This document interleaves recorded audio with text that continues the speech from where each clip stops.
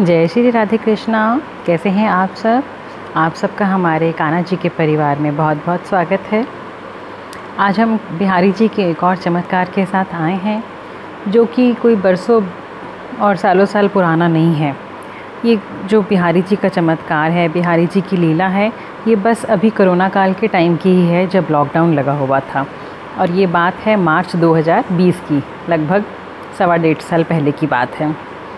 आप देखिए बिहारी जी कैसे अपने भक्तों पे कृपा करते हैं। ये कथा बहुत जगह से आई है, आजकल रोज़ ही किसी ग्रुप में आती है, पढ़ के बहुत बहुत मन आनंदित होता है, बहुत भाव उत्पन्न होते हैं पढ़ के। इसलिए मैंने सोचा कि शायद आपने पढ़ी भी हो, सुनी भी हो, तो मैंने सोचा कि मैं आप सबके साथ शेयर करती हूँ।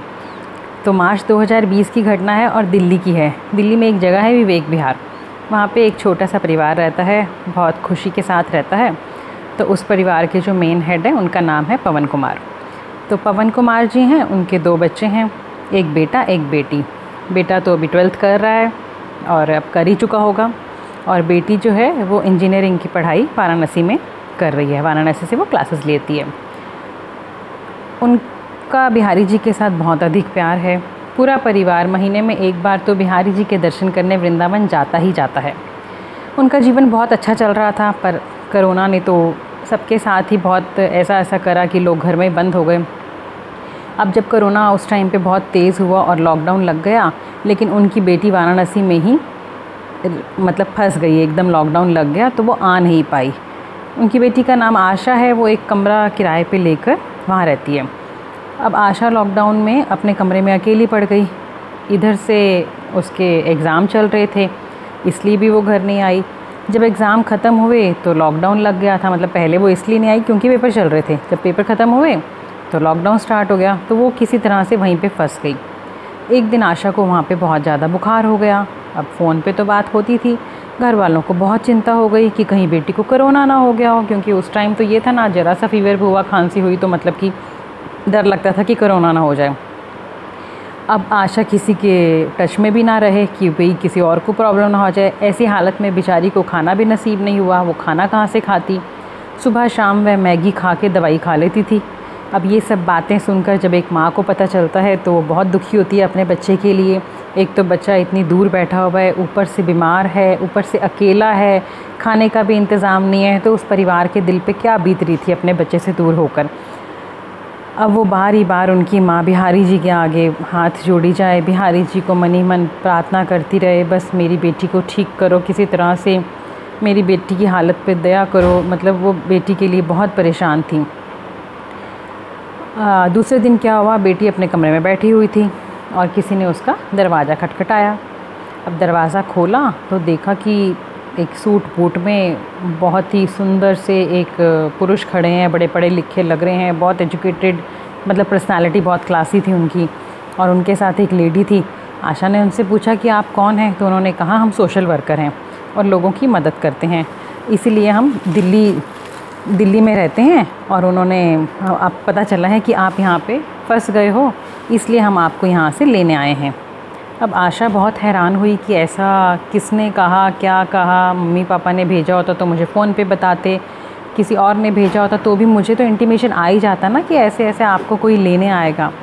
आशा ने सोचा कि चलो मैं घर पे एक बार फ़ोन कर लेती हूँ। अब आजकल ज़माना ऐसा है ना, किसी पे इतनी जल्दी ट्रस्ट नहीं किया जा सकता। आशा ने सोचा मैं घर पे फ़ोन करती हूँ और पता करती हूँ कि भाई किसी ने ऐसा अरेंज करा है कि नहीं करा। उसको समझ नहीं आ रहा था कुछ भी। अब आशा ने जब घर पे फ़ोन मिलाया, उसने बहुत बार फ़ोन मिलाने की कोशिश करी, लेकिन उसका फ़ोन नहीं मिला, ना उसकी मम्मी का, ना उसके पापा का, ना भाई का, मतलब किसी भी तरह से किसी से भी फ़ोन से कांटेक्ट नहीं हो पाया। अब उसको समझ नहीं आया कि वो क्या करे। सुबह तो मेरी बात हुई, अचानक से किसी का फ़ोन नहीं मिल रहा, वो बहुत परेशान हुई।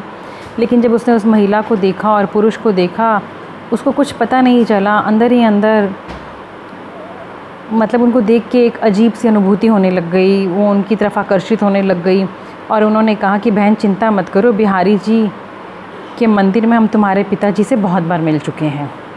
उन्होंने कहा कि आप चिंता मत करो, किसी असमंजस में मत पड़ो, हम बिहारी जी के मंदिर में आपके पिताजी से बहुत बार मिल चुके हैं। आशा ने पूछा आपका नाम क्या है, तो उन्होंने कहा मेरा नाम है बिहारी बाबू, सब मुझे बिहारी बाबू ही कहते हैं।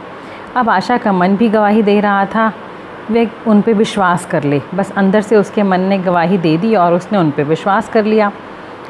और वो जो महिला थी वो इतनी गोरी, इतनी सुंदर, इतनी नाजुक, इतनी कोमल, इतनी प्यारी थी कि हाथ लगाए जैसे मैली हो जाएगी। उसकी आवाज़ भी बहुत मधुर और मीठी थी। आशा ने ज़रूरत का सामान लिया, कमरे में ताला लगाया और उनके साथ चल पड़ी। नीचे उनकी गाड़ी खड़ी थी, गाड़ी में आशा बैठी और वह सब दिल्ली के लिए निकलने लगे। रास्ते में आशा ने 1-2 बार फ़ोन करा, लेकिन उसके घर में तब भी किसी का फ़ोन नहीं मिला। और गाड़ी में राधा नाम के भजन चल रहे थे, बहुत सुंदर। गाड़ी में आशा को पता ही नहीं चला कब उसको नींद आ गई और वह सो गई। आशा की नींद जब खुली तो वह दिल्ली पहुंच चुकी थी। आशा का घर थोड़ा गली में अंदर जाके है। तो उस लड़के ने कहा, जो लेडी और लड़का थे, कि बहन आप यहीं उतर जाइए। आशा ने उन्हें खूब कहा कि आप यहाँ तक आए हैं, मेरे घर चलिए, धन्यवाद करा। उन्होंने कहा कि नहीं, हम फिर कभी आएंगे, अभी हम थोड़ा जल्दी में हैं। और अपने पिताजी को हमारा संदेश ज़रूर देना, उनको कहना जल्दी ही बिहारी जी के मंदिर में मिलेंगे। आशा अपने घर की तरफ चली, तभी उसका फ़ोन बजा। मतलब वहाँ सुबह भी फ़ोन नहीं मिल रहा था, रास्ते में भी नहीं मिल रहा था, उसके बाद तो वो सो गई, तब भी फ़ोन नहीं बजा। उसका फ़ोन बजा तो उसकी मम्मी का फ़ोन था। उसने जैसे ही हेलो बोला तो उसकी मम्मी बोली, अरे सुबह से कहाँ थी, सुबह से फ़ोन नहीं उठाया, हम तेरे लिए परेशान हो रहे हैं, तुझे बार बार फ़ोन कर रहे हैं, तुझे क्या हो गया, तू फ़ोन नहीं उठा रही थी, तेरी तबीयत तो ठीक है। 100 क्वेश्चन माँ ने एकदम डर के मारे कर दिए। तेरे मकान मालिक को भी फ़ोन करा तो वो बोले कि कमरे में ताला लगा है। ये सोच के तो हम हैरान हो गए, हम परेशान हो गए कि तू कहाँ चली गई। आशा तो मानो अभी सदमे ही में है, उसे कुछ समझ ही नहीं आ रहा कि उसने अपनी माँ से कहा, माँ दरवाज़ा खोलो, मैं बाहर खड़ी हूँ। उसकी माँ भागती हुई दरवाजे पे गई और उसने एकदम से दरवाज़ा खोला। आशा को सामने देख के वो तो हैरान बैरान हो गई कि आशा कहाँ से आ गई। मन में सवालों की बौछार, एक के ऊपर एक सवाल उसके मन में उमड़ने लग गए। कैसे आई, किसके साथ आई, लॉकडाउन में पुलिस ने 100 जगह रोका होगा, कब निकली, सुबह तो तेरी मुझसे बात हुई थी, वाराणसी से दिल्ली इतनी जल्दी कैसे, फ़्लाइट्स नहीं चल रही, ट्रेन्स नहीं चल रही, कैसे, हर स्टेट के वहाँ पुलिस है, पहरेदार है, कोरोना की रिपोर्ट टेस्ट कर रहे हैं, तू कैसे आ गई। और अभी तो शाम ही हुई है, वाराणसी से दिल्ली का रास्ता कम से कम 13 घंटे का है बाय रोड, कम से कम। और उस समय आशा जब घर पहुंची तो 10:30 बजे थे। सुबह उसकी माँ से बात हुई थी। आशा ने कहा, पिताजी जिनके साथ मैं आई हूँ वे आपको मंदिर में मिलते रहते हैं और उन्होंने कहा है कि हम जल्दी ही मिलेंगे। बस फिर क्या था, यह सुनकर तो उनके पिताजी बहुत ज़ोर ज़ोर से रोने लग गए और वो समझ गए कि मेरे बिहारी जी महाराज खुद आए थे अपनी राधा रानी को साथ लेकर मेरी आशा बेटी को सुरक्षित घर में छोड़ने। और वो रोम रोम उनका प्रफुल्लित होने लग गया, रोम रोम खड़ा हो गया। वो सब बिहारी जी का हाथ जोड़कर ज़ोर से जयकारा लगाने लग गए, शुक्रिया अदा करने लग गए। आप सब भी बोलो, बांके बिहारी लाल की जय, मेरी राधा रानी की जय, मेरे वृंदावन धाम की जय। आप सोचिए, हमारे बिहारी जी अपने भक्तों पे कोई कहता है कि ऐसा हो सकता है। बिहारी जी सब कुछ कर सकते हैं, क्या नहीं हो सकता, बस सिर्फ मन में श्रद्धा और भाव होना चाहिए। धन्य है वो आशा लड़की जिसने साक्षात राधा रानी और बिहारी जी के दर्शन करे, उनकी मधुर आवाज़ सुनी, उनके मुख से वचन सुने। धन्य है, पता नहीं कौन से उसके कर्म थे जो उसको बिहारी जी के साक्षात दर्शन हुए। और कितनी कितनी कृपा करी हमारे बिहारी जी ने कि उस लड़की को रास्ते तक, मतलब ये सोचो ना, 10 घंटे लगे उनको पहुंचने में और पूरे रास्ते वो लड़की सो ही रही। 10 घंटे कोई सोता रहता है, कुछ पता नहीं चला। तो वो तो बिहारी जी थे, पता नहीं वो 10 मिनटों में पहुंचा दिया, क्या करा उन्होंने। इसी भाव के साथ हम बिहारी जी को अगर पूछेंगे तो बिहारी जी हमारे साथ भी ज़रूर कोई लीला करेंगे। छोटी छोटी लीलाएं बिहारी जी हम सबके साथ भी करते हैं, लेकिन हमें शायद नज़र नहीं आती। तो बस हमें उनके ऊपर अपनी श्रद्धा और विश्वास को दृढ़ बना के रखना है, अपने विश्वास को बिल्कुल भी डामाडोल नहीं करना। आशा करती हूँ आपको ये कथा अच्छी लगी होगी। इसको ज़्यादा से ज़्यादा लोगों के साथ शेयर करो ताकि सभी बिहारी जी की लीलाओं का आनंद ले सकें। जय श्री राधे कृष्णा।